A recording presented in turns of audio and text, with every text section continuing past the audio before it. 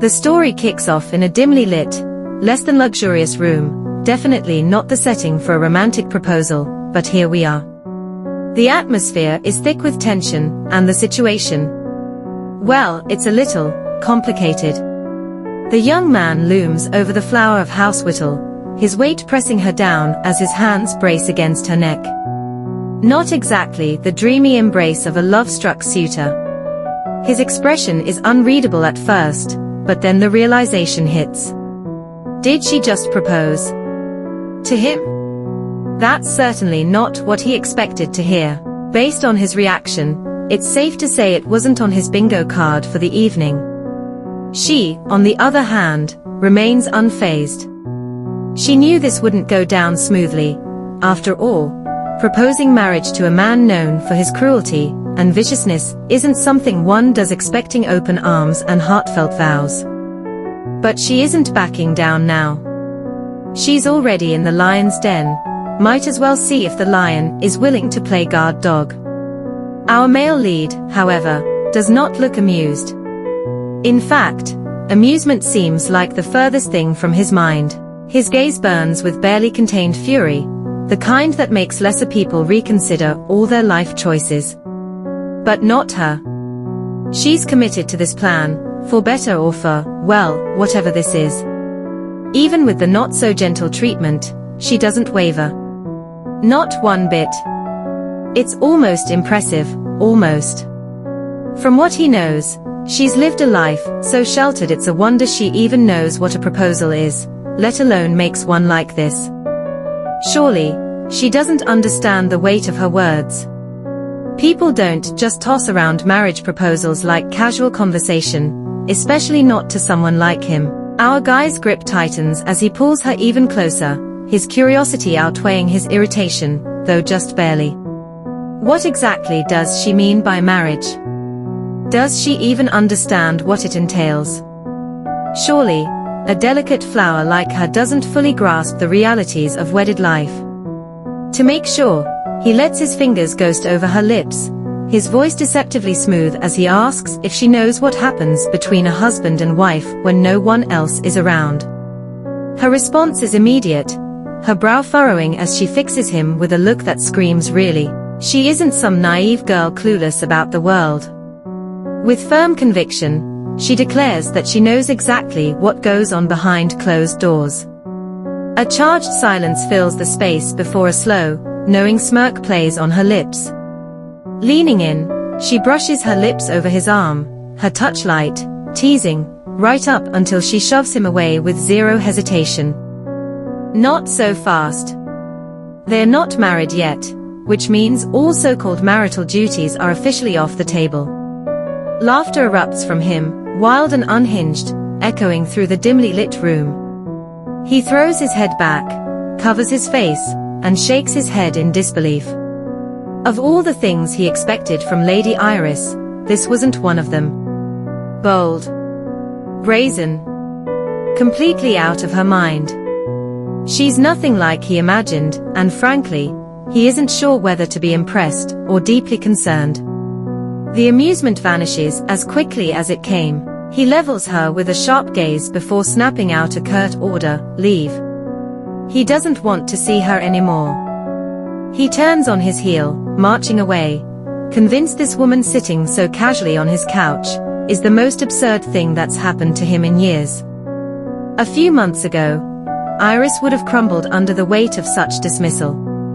She would have trembled, bowed, and scurried away like a frightened rabbit. But that was then. Now? This level of rejection barely scratches the surface. Keeping her composure, she calmly informs him that Alfred, the head of the Hutch Trading Company, has been practically obsessed with her. His desire is so overwhelming that he's willing to offer Duke Whittle a literal goldmine in Lavant just for the chance to claim her. The words hit like a well-aimed dagger. He stops dead in his tracks, the weight of her statement keeping him frozen for a moment too long. First, she proposed to him out of nowhere, and now she's casually dropping that bombshell. This woman is an absolute menace. Lady Iris strides up to him, unshaken, carrying the same boldness that has been throwing him off this entire conversation. With unwavering confidence, she lays it out plainly. Her father, the Duke, has already decided her fate. She's to be handed over to Alfred in exchange for that prized gold mine. A whole gold mine. That's what she's worth, apparently. Not exactly a comforting thought. But she has a different idea. Instead of letting herself be traded like a rare commodity, she suggests an alternative, another offer. Something so irresistible that even her father would have no choice but to reconsider. Something that would make him hand her over to this man instead. He finally turns to face her, studying her as if seeing her for the first time. A smirk tugs at his lips as he points out that her speech is far from ladylike. She sounds more like a businessman negotiating a high-stakes deal than a noblewoman discussing her own marriage. Iris, completely unfazed, meets his gaze head-on. If there's one thing she wants, it's to be treated with respect. If he can manage that, then she'll return the favor. But if he expects her to act like some meek little flower, he's in for a disappointment. The offer she lays out is undeniably tempting, the kind that could shake up an entire empire. He already owns a gold mine in Venet, one far larger and more valuable than the one Alfred is dangling in front of Duke Whittle. If he simply hands over his gold mine to her father, then voila, she's his. Simple, clean, a straight trade. Easy peasy. As she lays out her terms, her fingers trail over him, her touch deliberate, teasing, dripping with seduction. She's not just making an offer, she's daring him to take it. But our guy, he doesn't even flinch. His expression remains cold, unreadable, as if entirely unmoved by her little game. Instead, he levels her with a piercing stare and asks the real question: does she honestly believe she's worth as much as his priceless gold mine in Venet? Who exactly does she think she is? Without missing a beat, she grabs him by the collar and yanks him closer, her confidence radiating like a force of nature. With unwavering certainty, she declares that the flower of House Whittle, herself, is worth far more than some mine that will eventually run dry. He, of all people, should consider himself lucky. Because unlike his precious gold mine, she hasn't withered yet. The sheer audacity. The ego. The aura. Absolutely unmatched. He doesn't move. He doesn't speak. All he can do is watch. Before him stands a woman who knows exactly what she's doing. Someone who not only understands her worth, but wields it like a weapon.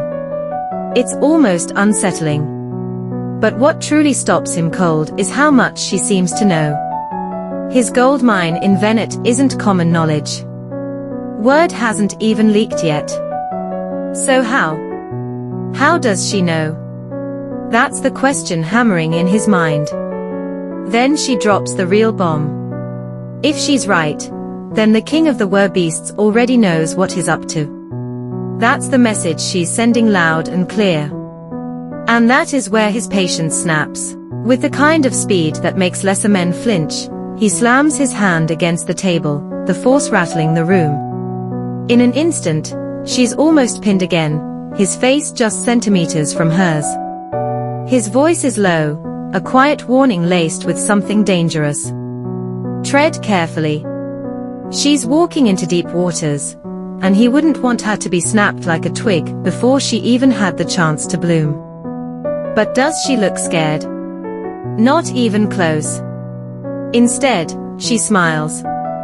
Calm, confident, completely unfazed. She knows one thing for certain: if he so much as harms her, he's not just risking her life. He's putting his own neck on the line too. If his plan fails, it won't just be his downfall, it'll be an all-consuming disaster.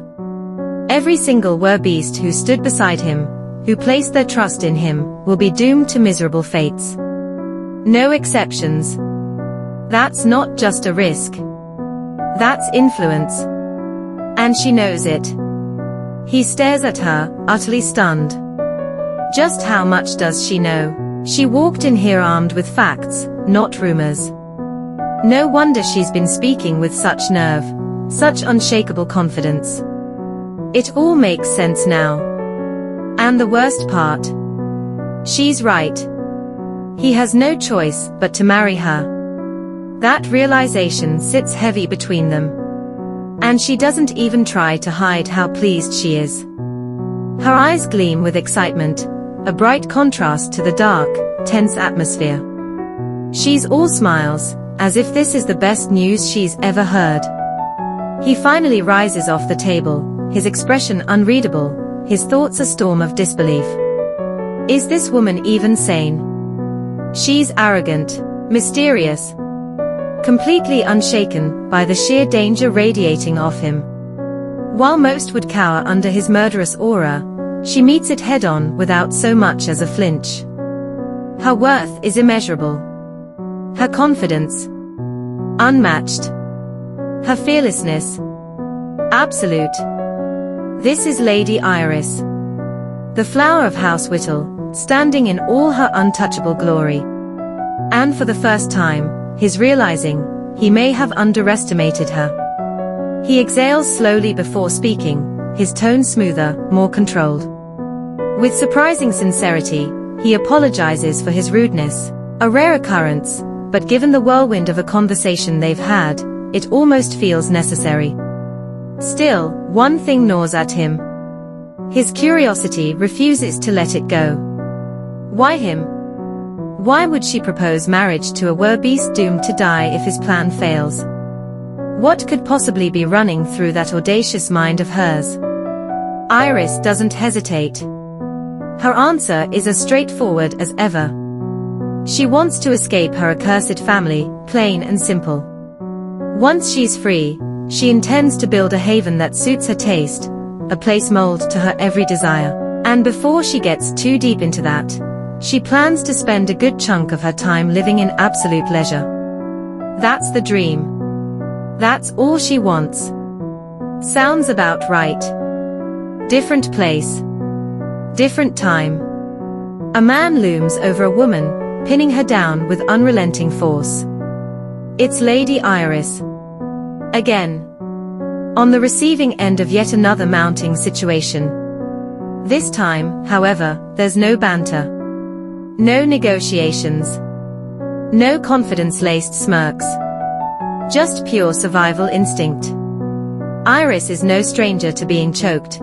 She's had her fair share of close calls, but this is different. Deep down, in the pit of her gut, she knows, this time, she won't be walking away.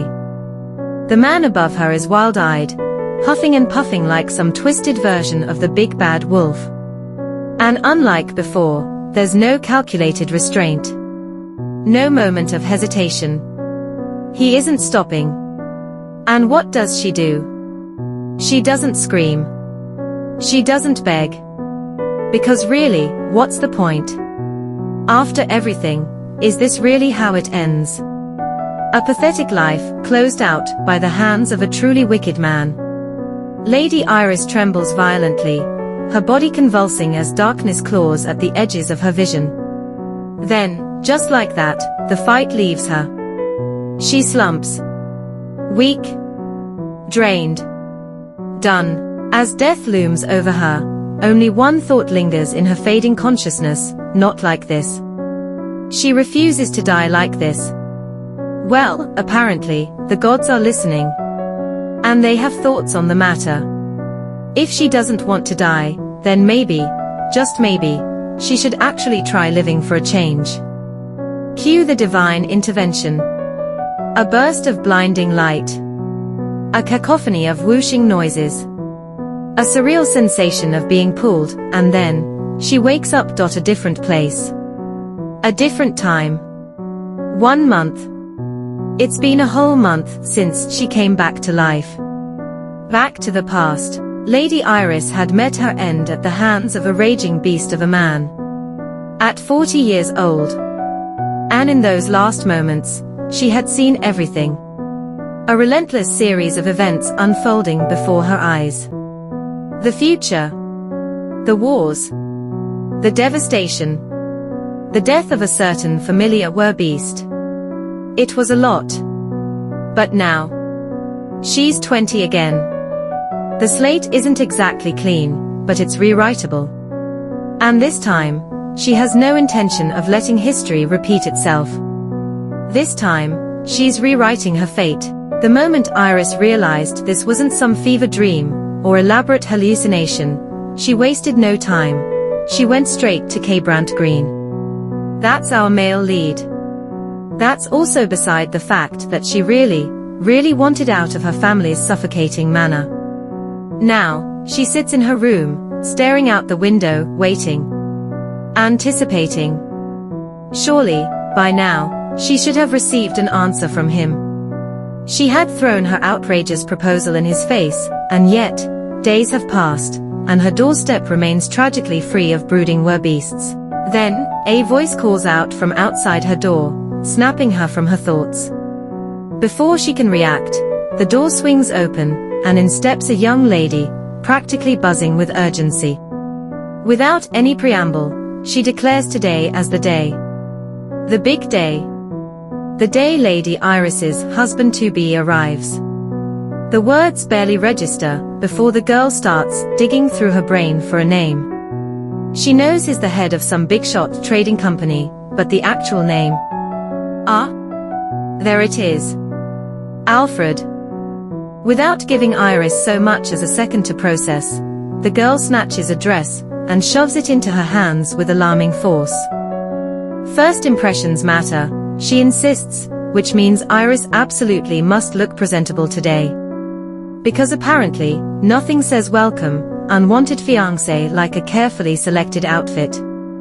The new girl doesn't waste any time with pleasantries. She taunts Iris, making a cruel jab about her mother, calling her a prostitute, a fact they've supposedly been merciful enough to keep hidden. They've even managed to secure Iris a decent suitor to shield her from the truth, so she better not mess it up. Iris's eyes flash cold, unfazed. She doesn't hesitate to fire back, her words laced with venom as she throws insults at the new girl's father. The words hit hard, and the young woman's face twitches, her composure cracking just for a second before her anger explodes. The two are moments away from clashing, the tension thick in the air, when a maidservant bursts in, interrupting their brewing storm. She announces, loud enough for the entire manor to hear, that Count Keibrandt Green is here. Hold on a second. Keibrandt Green. Didn't the new girl just mention Alfred? Iris raises an eyebrow, the situation suddenly taking an unexpected turn. It seems the guest of honor wasn't who anyone expected. A twist of fate, or just another layer of mystery. Either way, today is about to get even more interesting. The conversation between our male lead and the Duke is brief, but it's enough for the Count to drop a remark about the Duke's daughter. He'd heard she was an exceptional beauty. Immediately, the Duke's chest puffs with pride as he assumes the Count must be referring to his daughter, Brittany, the very same girl who had been so keen to shove a dress in Iris's hands earlier. Moments later, as if she's had the entire thing cued, Brittany appears. Her face lights up with a massive, almost too exaggerated smile, clearly thrilled at the thought of the Count visiting them. She practically radiates excitement. Our male lead, however, doesn't even bat an eyelash in her direction. His gaze shifts past Brittany, as though she's nothing more than a fleeting distraction. The moment he turns, she's caught off guard. She'd been daydreaming, of course, imagining how he'd greet her, maybe with a warm embrace or some grand gesture. But no. He ignores her entirely. That's when it hits her. He's not here for her. Shock freezes her on the spot as she turns, hastily scanning the room. The reality slaps her across the face. The Count's visit has nothing to do with her. He's a man of such stature, such power, that even the Emperor himself must show respect. The Count, under the protection of the Holy Kingdom, wields enough authority to rival a duke's. His presence alone commands attention. And right now, standing among the highest of high society, is the most eligible bachelor. But to Brittany's dismay, all his attention is directed at someone else. And that someone is Lady Iris. Count Green steps forward and takes Iris's hand, the gesture both bold and decisive. In front of the Duke and Brittany, he makes his intentions clear, asking for Iris's hand in marriage without the slightest hesitation. Lady Iris, the flower of the House Whittle, meets his gaze without flinching. Keibrandt Green has made his choice, and he's doing it with the kind of confidence that only someone with his power could afford. It's a move so superior, that you could practically taste the disbelief in Brittany's eyes. She watches, stunned, as the tables turn right in front of her. Iris's boldness, her audacity, has paid off. Now, the question hanging in the air, what happens next? The Duke is taken aback, his face shifting to one of alarm as Count Keibrandt Green makes his proposal. He looks at the Count, his voice rising, demanding answers. He thought, when our male lead mentioned unrivaled beauty, that he was talking about his daughter Brittany. But now, it's Lady Iris standing there. The Count quickly corrects him, making it clear that he never said anything of the sort. He draws our girl closer, his gaze unwavering. She's the one he's chosen. Lady Iris, and only her. Meanwhile, Brittany is watching this unfold, her expression shifting from disbelief to something more childlike, like a kid who just had their candy snatched away by a bully. Her face twists in anger as the realization sinks in. The Count really wants Iris. The idea of it doesn't sit right with her. At all. She clenches her dress, eyes narrowed in frustration. This has to be some sort of twisted nightmare. She tries to shake herself out of it, but it's no use. How could this happen? Iris. Of all people. It's absurd. She's right here. The Duke, ever the traditionalist, isn't about to let this go without a fight. He points out that his eldest daughter, Brittany, isn't married yet. For Iris to marry Keibrandt Green before her would be a blatant breach of their customs. Our male lead, with a steady gaze, educates the Duke on the recent trends in the Empire. Several noble families have already broken with tradition, marrying off their youngest children before the eldest, so his marriage wouldn't be the first to defy custom. Then, with the precision of a master strategist, he throws a loaded question onto the table. He wants to know if the Duke really thinks he's unworthy of being his son-in-law. The question, paired with the intensity in the Count's eyes, makes the Duke flinch.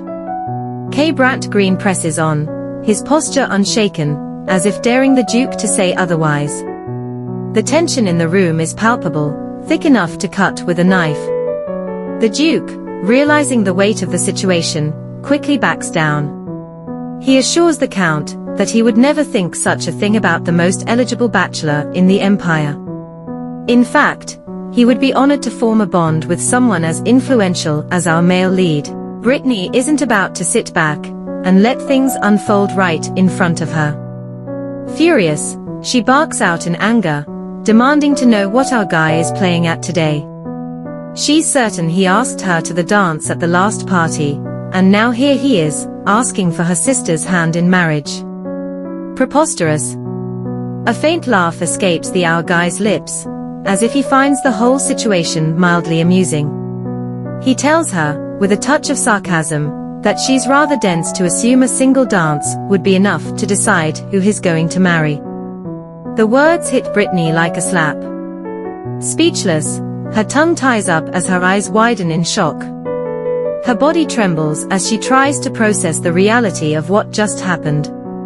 The Duke is furious, his anger rising at what he perceives as disrespect.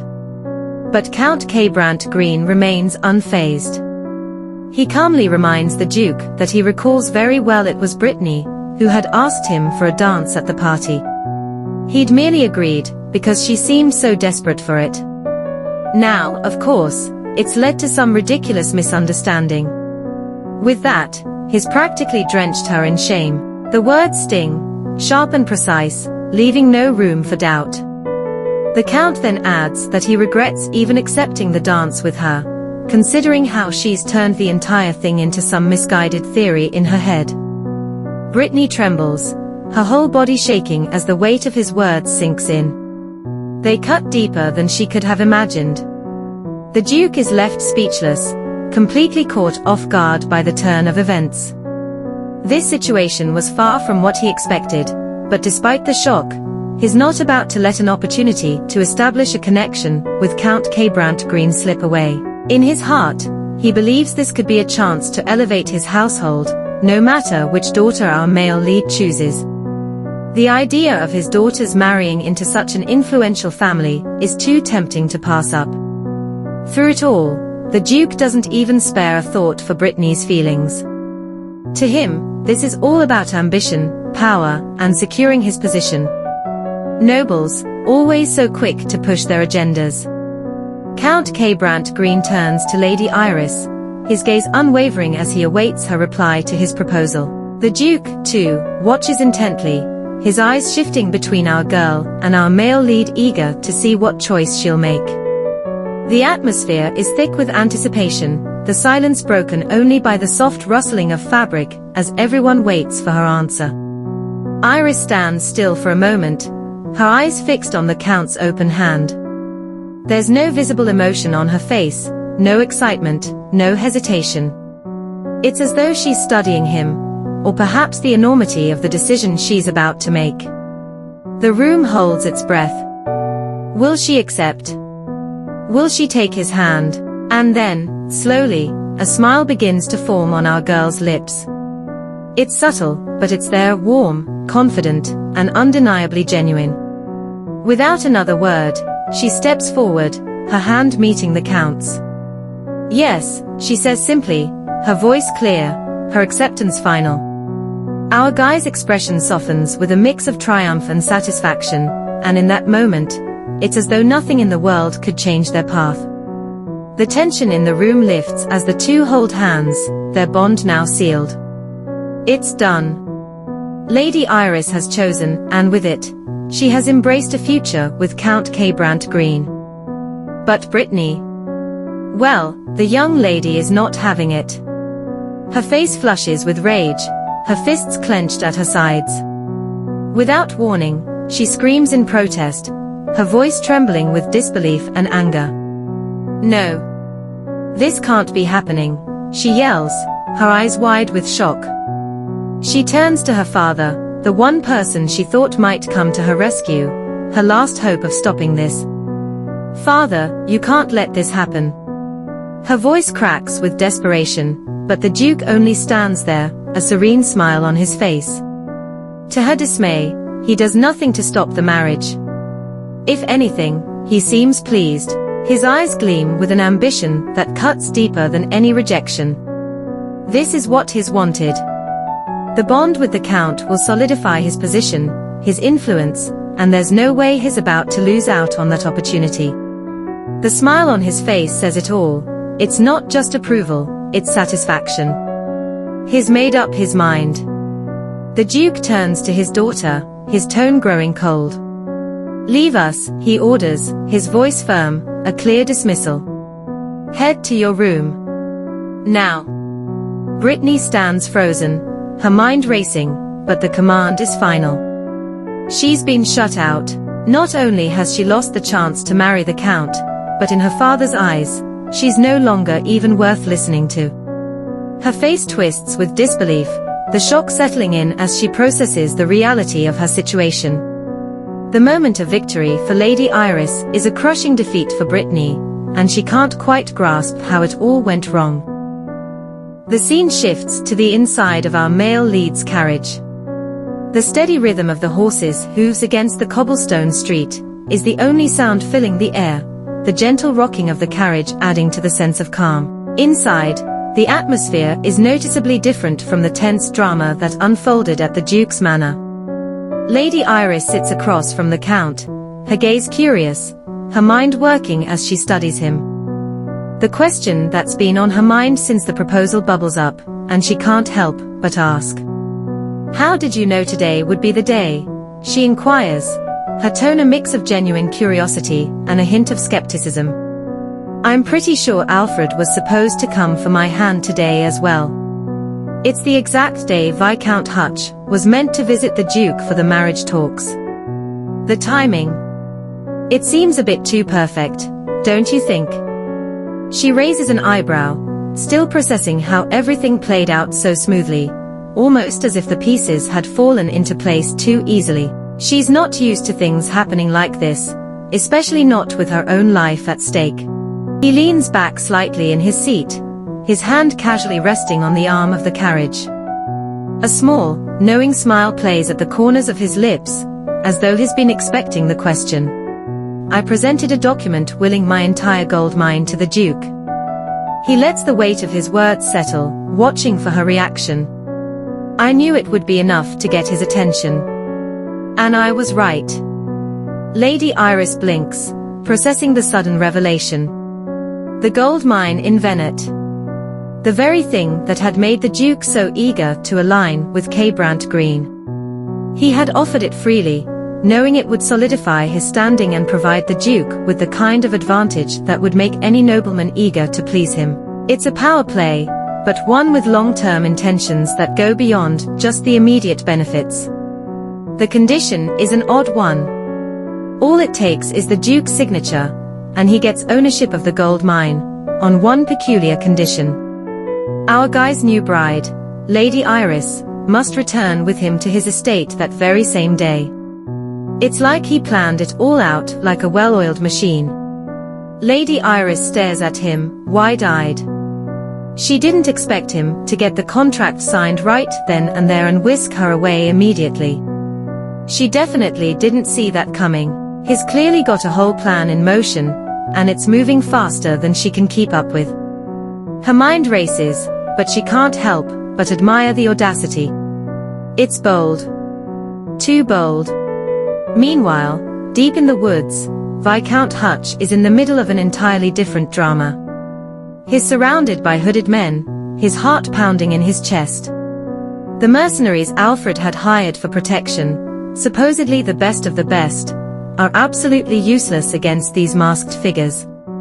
They discuss his fate for what seems like an eternity, wondering aloud whether he'll live or die. If I were him, I'd be sweating bullets too. One of the masked men slowly steps forward, sword in hand. Hutch immediately starts pleading for his life, the fear in his voice as clear as day. The sound of his scream echoes through the woods, but what happens next? Well, that's anyone's guess. He might have been executed, or worse, left to face something far worse than death. In the carriage, Keibrandt and Iris sit across from each other. She knows it's going to take another half day of travel before they arrive at his estate. The last time she was there, things were rushed. She needed to be in and out quickly, so this feels different. Keibrandt sits there, quiet, with a big frown on his face. Not a word escapes his lips, and it's enough to make Iris raise an eyebrow.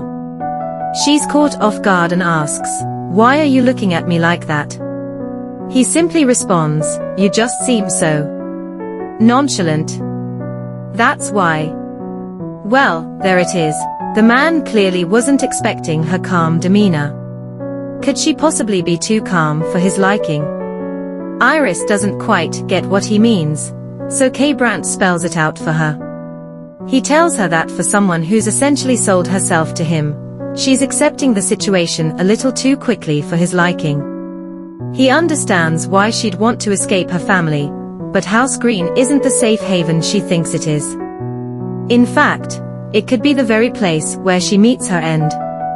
He warns her that having a werbeast for a husband isn't as safe as she imagines. That's why he says she's being so nonchalant. Just to make sure she gets the point, he steps on her toes, literally. Just a little reminder that things aren't as simple as they seem. Keibrandt Green tells her to stay humble. He figures she must know what she's walking into, so he's advising her to drop the all-knowing act. Curious, he asks how she plans to protect herself. He can't imagine she came all this way with no backup, no secret weapon, no hidden scandal that could keep him from literally devouring her, metaphorically, of course. At his words, Iris shoots him a disinterested look and smirks. In her heart, it's already decided. No matter how much he tries to intimidate her, nothing could be more terrifying than the manner she just escaped. She reminds him that she's already told him about the future, but he doesn't seem to trust her. With a quick move, she grabs his hand, pulling it toward her face, rubbing it against her skin. Maybe he's the type who needs to see things for himself before he believes them. Count Green gently brushes through her hair with his fingers. She's clearly pulling his strings, but is not moved. With a swift motion, he yanks her hand, pulling her closer. The flower of the House of Whittle is fearless, no doubt. Now, she's practically seated on his lap, a rather dangerous position, if you ask me. The two stare into each other's eyes. Is it desire, lust, love? What exactly is this? For some reason, Iris is confident she won't regret this. Lady Iris and Keibrandt Green, let's see where this thrilling ride takes them. Enjoying this story so far? Drop a comment showing your interest in a part 2, and also don't forget to like, share and subscribe. Until next time, adios.